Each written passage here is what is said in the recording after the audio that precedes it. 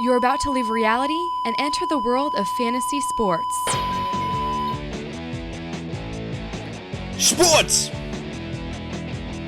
Hello there, boys and girls, and welcome to Sports Talk, where we make fantasy sports into a reality.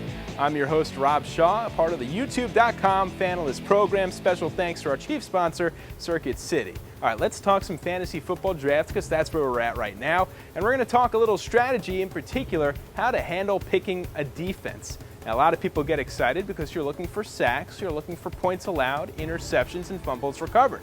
Well, as important as that defense is, how about the opposing offense that week? For instance, let's say they're playing against, Kurt Warner. You're probably going to get a lot of interceptions, probably going to get a lot of sacks, but you're also going to give up a lot of points allowed. Now, let's say you're going against the New England Patriots.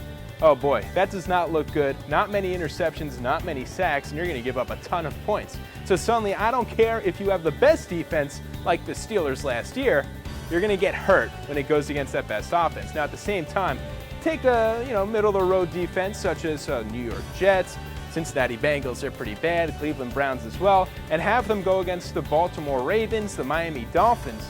Suddenly, that defense isn't looking that bad. Dolphins aren't going to score that many points. They're probably going to throw the ball away a couple of times, probably going to get some sacks as well, and suddenly you have a pretty good fantasy day. So on that particular week, you're better off with that middle-of-the-road defense instead of the top defense in the NFL.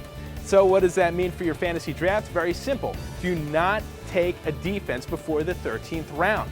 You'll end up costing yourself because you're better off with a skill player who might end up being a big breakout season. Braylon Edwards last year, Jamal Lewis this year. I'd throw Steve Smith, Leon Washington in there instead of, San Diego Chargers, Minnesota Vikings. Those teams are very good. They'll get you some good numbers. But think of it this way. Let's say there are 12 teams in your league. There's 30 NFL defenses, which means each week there'll probably be 15 different NFL defenses available on the waiver wire.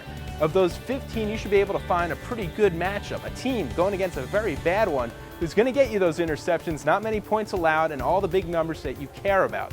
So there it is, my friends. That's the dice I'm going to roll. Do not pick up a defense before the 13th round.